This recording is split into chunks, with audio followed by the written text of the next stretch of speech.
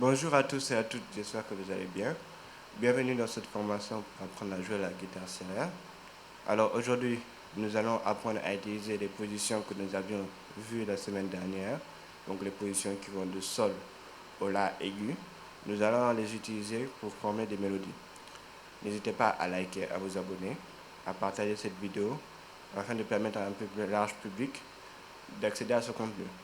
Donc le chant qu'on va utiliser aujourd'hui, c'est le chant Fais sa bannet qui se joue en tonalité de la. Donc capot en 9e case pour avoir la tonalité de la. Donc ça c'est un chant qui se prend comme suit.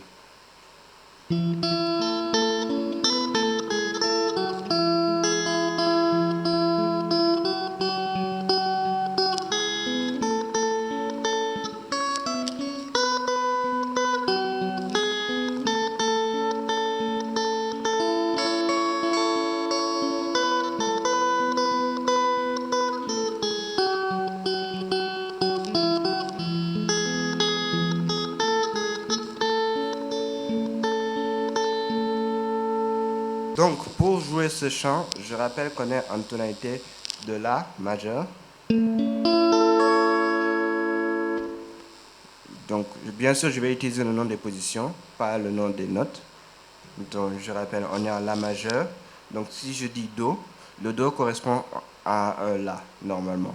Ça par exemple c'est un la. Mais pour le nommer, je vais utiliser le terme do, puisque c'est la position de do.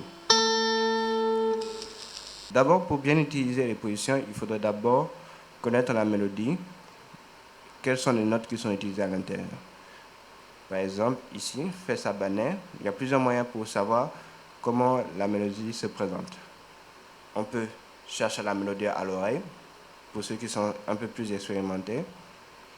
On peut faire des recherches et trouver la partition du chant qui sera écrite en la et qu'il faudra transposer en do pour avoir le nom des positions de double gamme. Aujourd'hui, je vais vous montrer quelles positions utiliser pour jouer le chant. Dans une prochaine vidéo, je vais vous apprendre à utiliser une partition pour jouer la double gamme. Donc, nous allons nous concentrer d'abord sur la première phrase du chant. Je vous les montre.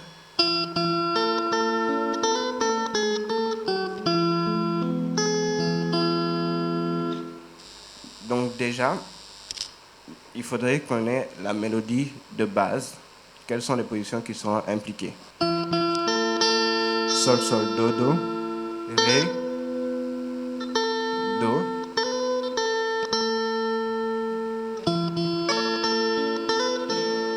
si, do, la, sol. Le principe, c'est que lorsque je dis le nom d'une position, on va jouer les deux notes qui seront impliquées. Donc le sol, on va jouer la corde de mi et la corde de sol dans la position que je vous ai montrée la semaine dernière.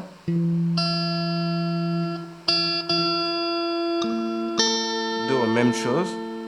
Je vais jouer la corde de la et la corde de si. Ré, la corde de ré et la corde de si, etc., etc. Donc, une fois qu'on a la mélodie, on aurait quelque chose comme ça.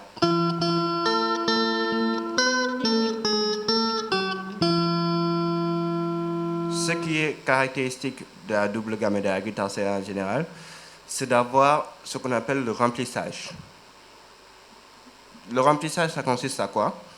Ça consiste à jouer des notes en plus de la mélodie pour, comme son nom l'indique, remplir un peu le jeu et avoir un jeu qui est un peu plus agréable à écouter. Par exemple, si je joue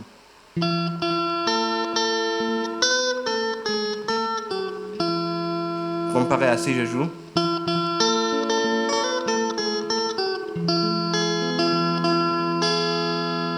on sent qu'il y a une différence dans la manière de jouer et dans la manière dont les notes sonnent. Alors le remplissage, ça dépendra beaucoup des personnes. Il y a différentes manières de remplir. Aujourd'hui, je vais vous présenter deux manières de remplir, dont une que j'utilise pratiquement tout le temps. et l'autre dont je m'en sers dans de rares occasions. La première méthode que je vais vous montrer, qui est la plus simple, c'est de répéter la note que l'on joue.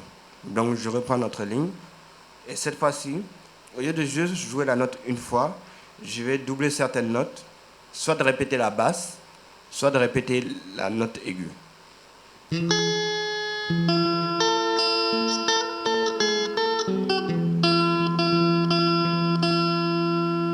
Donc déjà, c'est une manière de remplir. On peut faire pratiquement tout le chant avec cette manière de remplir.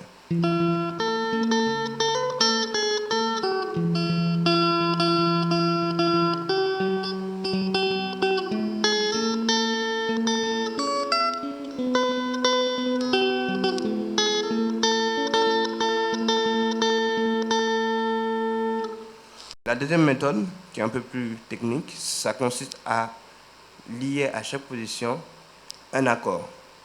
Ce qui fait qu'on ne répète plus les mêmes notes, mais on ajoute d'autres notes qui sont dans la gamme. Donc, je vais reprendre notre ligne et je vais vous montrer ce que ça peut donner.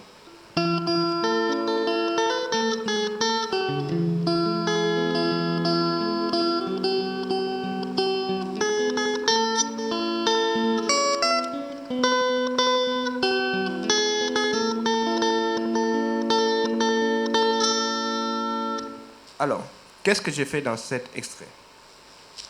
Sur le sol, j'ai joué les notes de l'accord de sol majeur.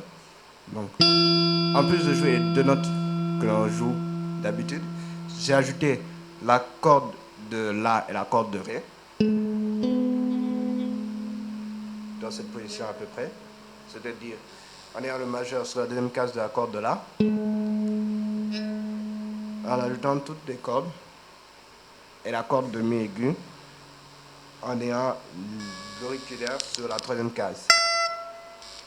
Donc, comme dans l'accord de sol majeur. Ensuite, j'arrive sur le Do majeur. Do majeur, même principe. Et là, j'alterne. Je cherche à descendre sur l'autre corde. Donc, je quitte le Do. Et je cherche d'autres notes qui sont dans l'accord de Do majeur.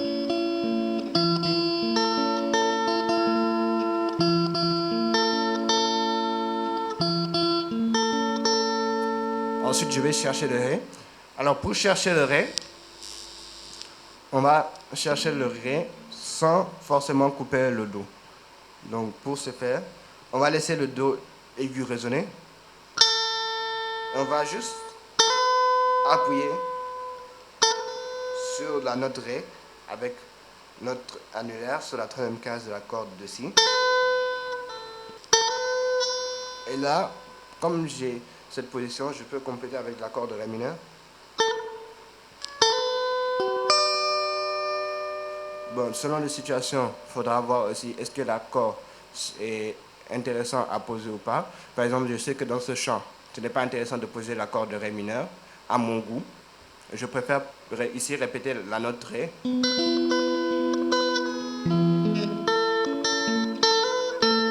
Je retourne sur Do. Alors là, on a La. Sauf que le La, il passe assez rapidement dans le chant. Donc, ce que je fais, je joue juste les deux La et j'arrive sur le Sol. Et sur le Sol, je retourne sur l'accord de Sol majeur.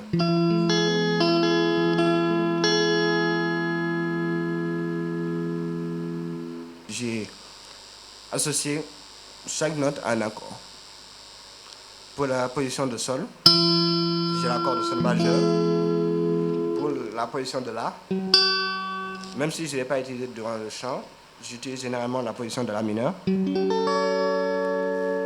Alors pour le Si, je n'utilise pas un accord en particulier. Ce que je fais, je joue juste la position de Si. Et là, je descends sur les autres notes qui sont à vide, sur les autres cordes à vide.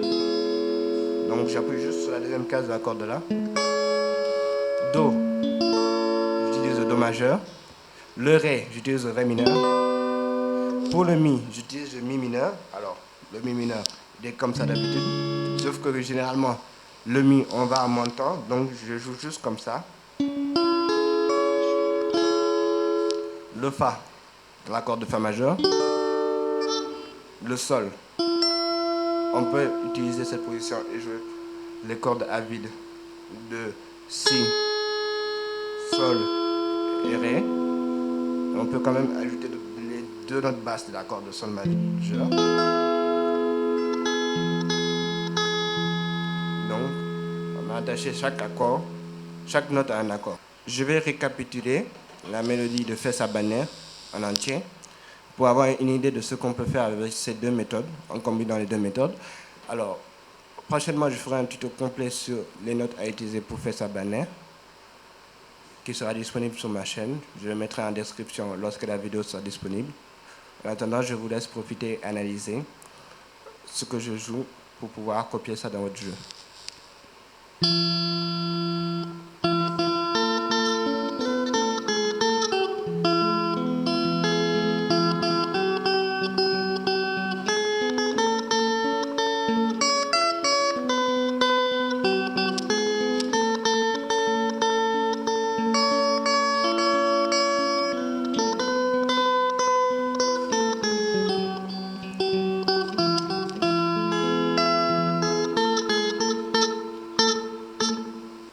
Voilà la fin de cette vidéo. Merci d'avoir suivi jusque-là.